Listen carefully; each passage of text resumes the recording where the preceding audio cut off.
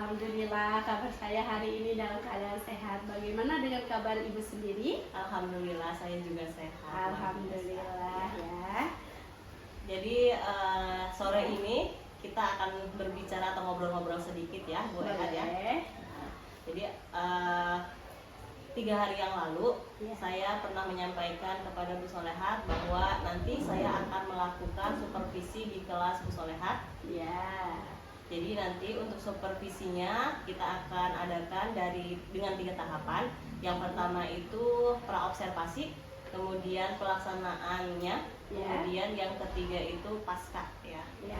Pada sore hari ini kita melaksanakan tahapan yang pertama, yaitu tahapan praobservasi, di mana kita hari ini akan berbincang-bincang mengenai persiapan apa saja yang sudah Bu Solehat lakukan untuk proses pelaksanaan supervisinya. Kemudian kita juga akan berdiskusi tentang hambatan apa saja yang dialami oleh Bu Solehat sebelum pelaksanaan supervisi maupun nanti setelah supervisi selesai, seperti itu ya.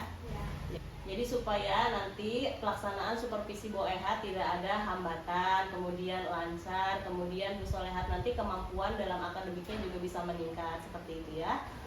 Untuk membuka percakapan kita pada sore hari ini, ya saya ingin tahu apa harapan Bu Solehat pada pertemuan kita sore ini.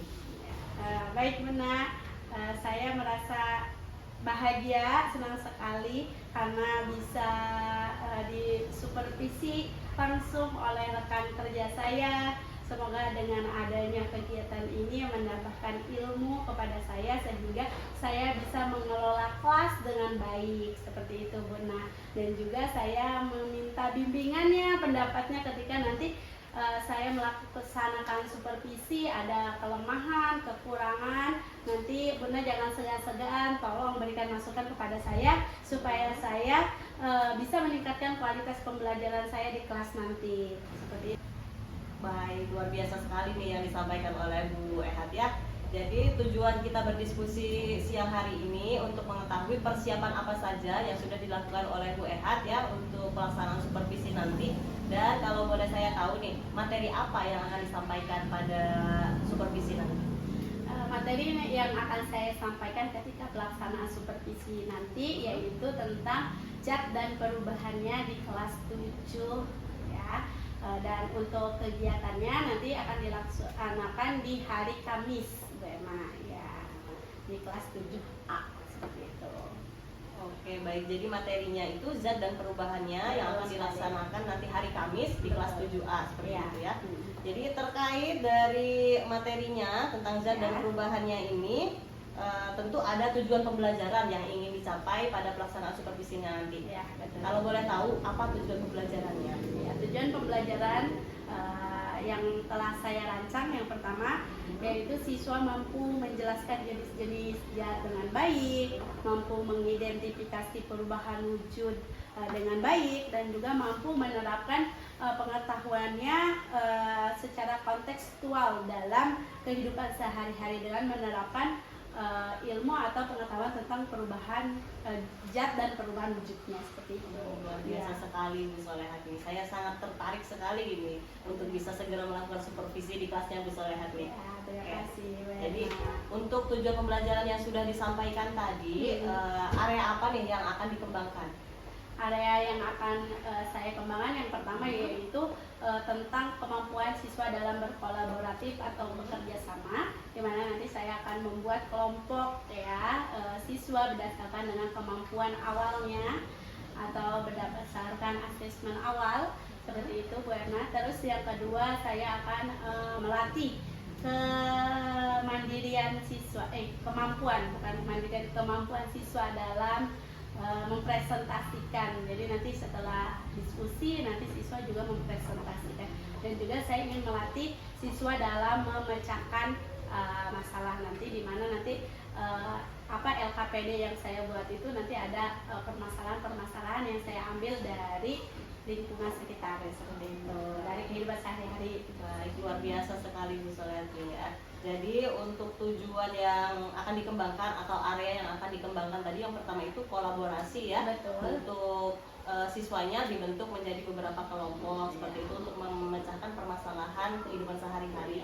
Kemudian komunikasinya siswa itu ya. Betul. Ya, yang saya tangkap tadi. Jadi siswanya presentasi di kelas untuk mempresentasikan hasil diskusinya. Ya, betul. Luar biasa nih.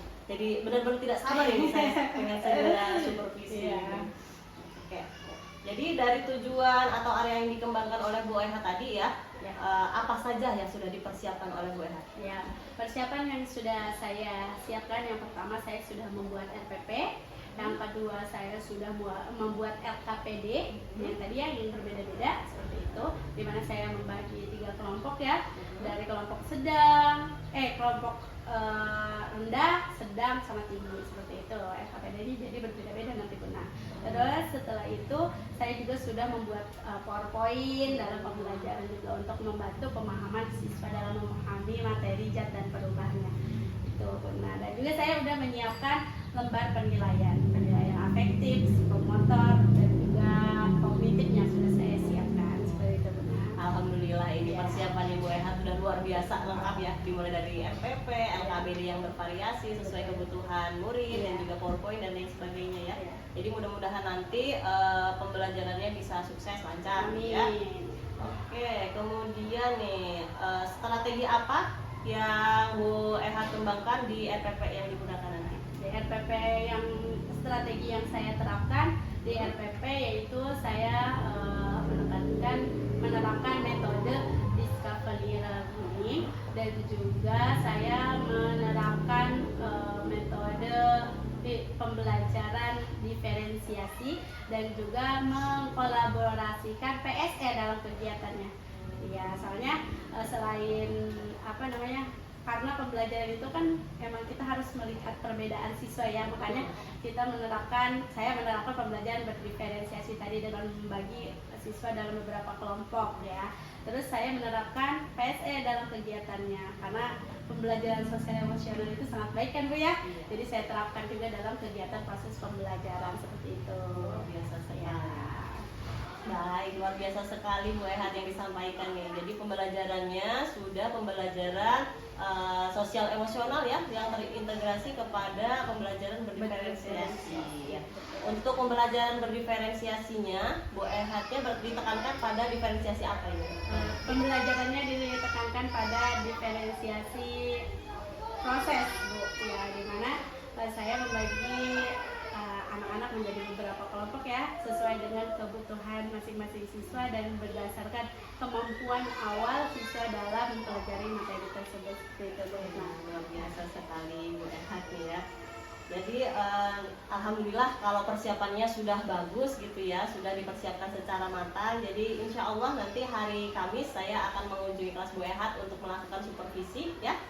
Jadi saya akan melihat apa saja yang terjadi di dalam kelas Bu Eha gitu ya. Kemudian setelah pelaksanaan supervisi nanti kita akan ngobrol-ngobrol lagi tentang apa yang sudah dilaksanakan di kelas Bu Eha ya, tentang supervisi yang sudah dilaksanakan. Jadi kita akan mendiskusikan lagi tentang misalkan ada hambatan apa saja yang dialami oleh Bu Eha selama pembelajaran dan lain sebagainya. Seperti itu ya Bu Eha. Baik. Dari pertemuan kita hari ini, dari obrolan kita nih, apa yang Bu Eha dapatkan hari ini? Ya. Dari obrolan yang kita dapatkan hari ini, ya benar.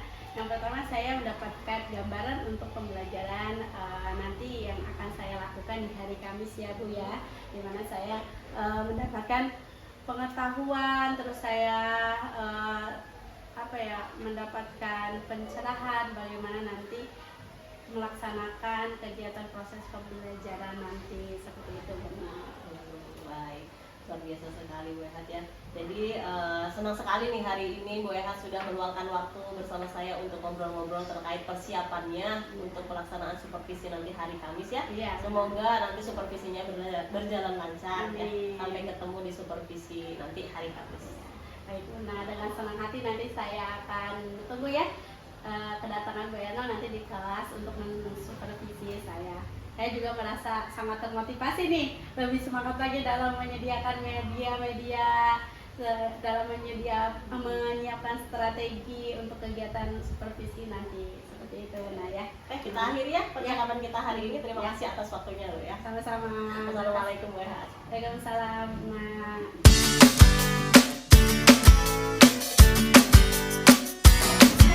Assalamualaikum warahmatullahi wabarakatuh.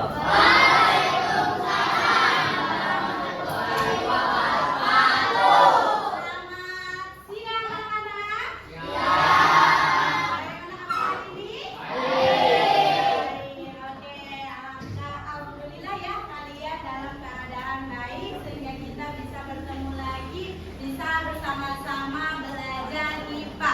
Ada yang masih ingat hari ini kita akan belajar tentang apa? Tentang jadwal dan perubahannya. Sebelum kita belajar, alangkah lebih baiknya kita berdoa terlebih dahulu. Silakan Kak pimpin doanya. Siap, gerak.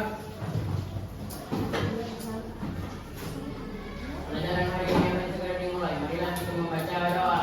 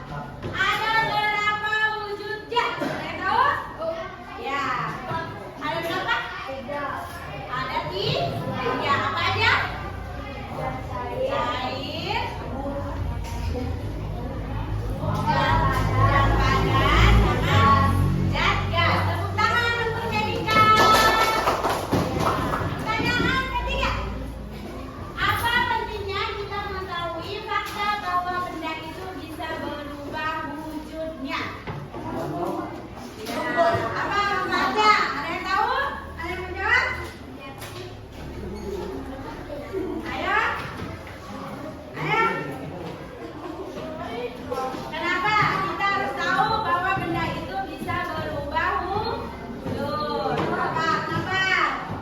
Ketika kita haus, pergi ke Darin. Ketika kita haus, pergi ke warung. Membeli apa? Air minum. Yang kalian beli itu kebanyakan air minum. Apa beli es? Kenapa beli es? Kenapa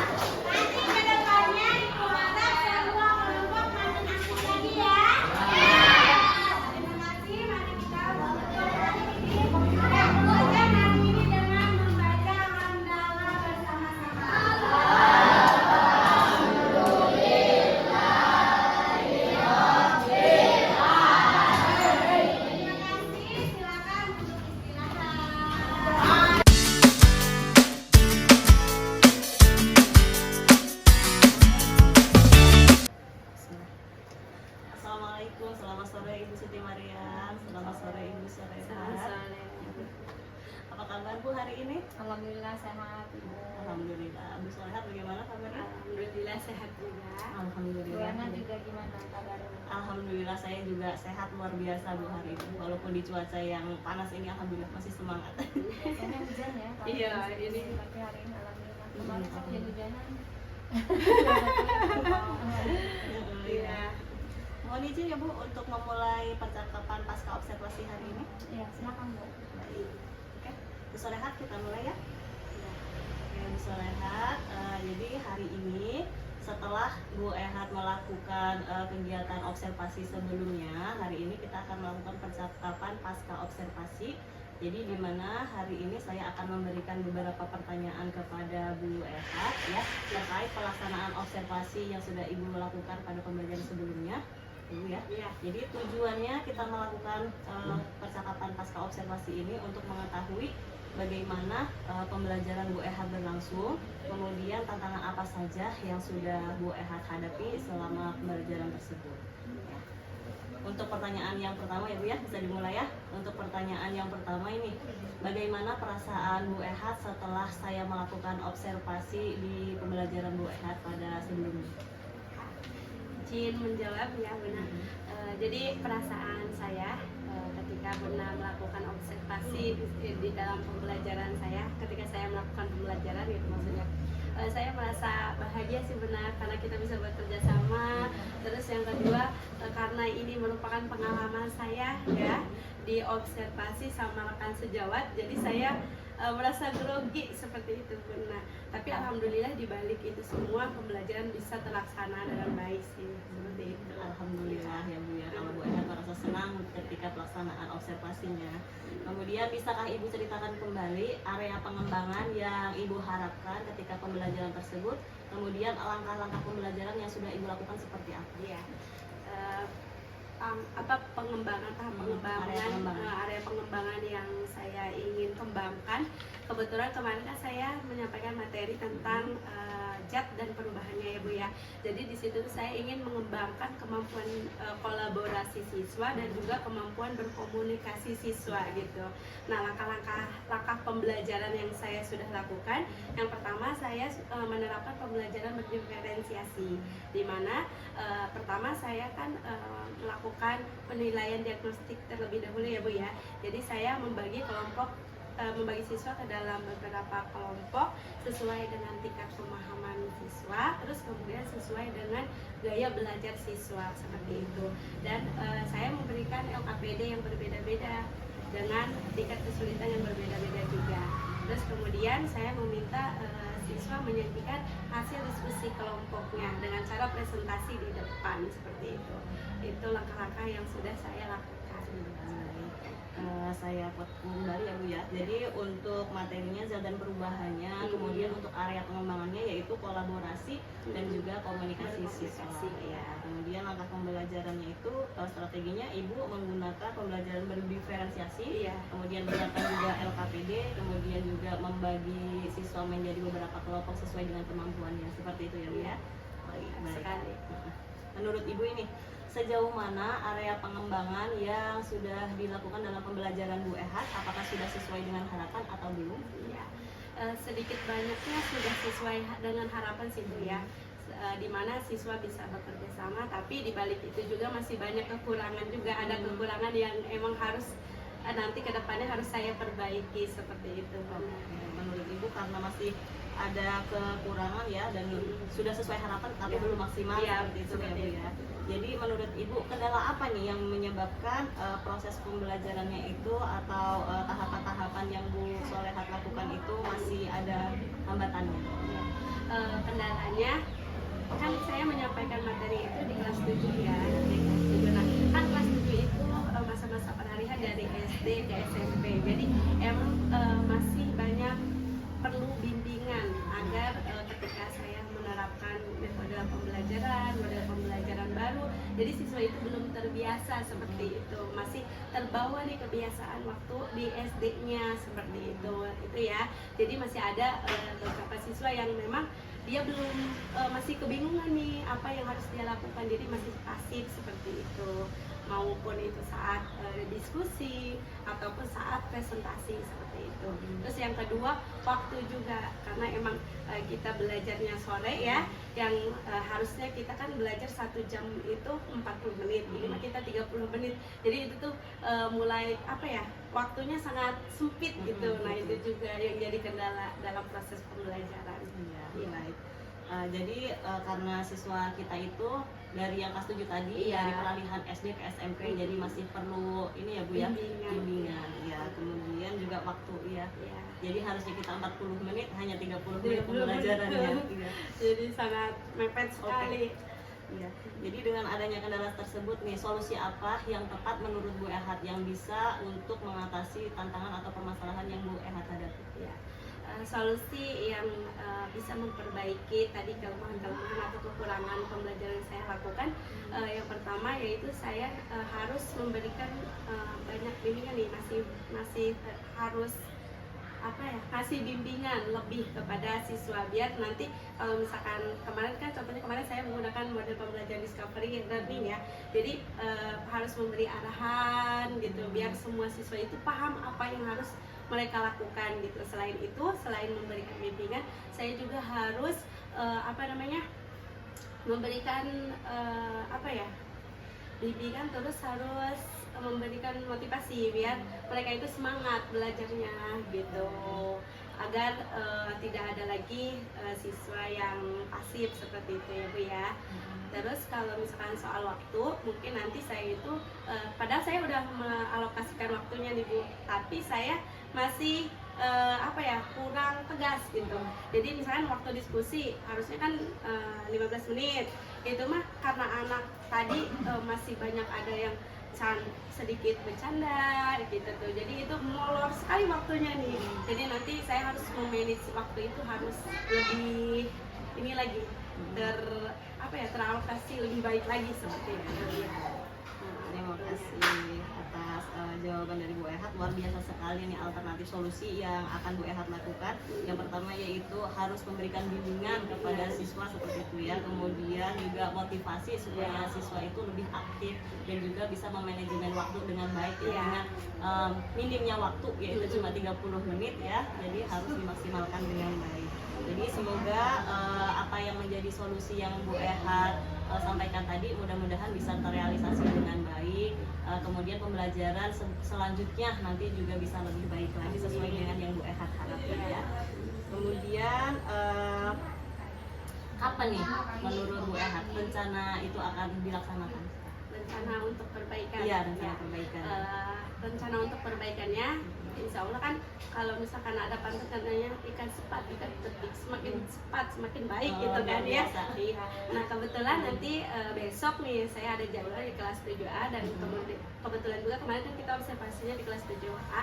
Jadi saya akan melakukan perbaikan itu di pertemuan besok seperti itu. Jadi setiap pertemuan saya akan melakukan tadi perbaikan-perbaikan seperti menggunakan model pembelajaran yang kooperatif ya, yang bisa meningkatkan kolaborasi siswa seperti itu. Ya, luar biasa sekali. Jadi dalam waktu dekat ini ya, ikan cepat ikan betik, lebih cepat lebih baik gitu. Iya.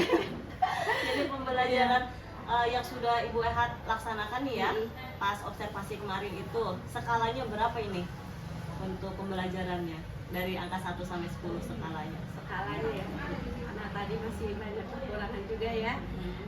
Mungkin 7 lah. 7.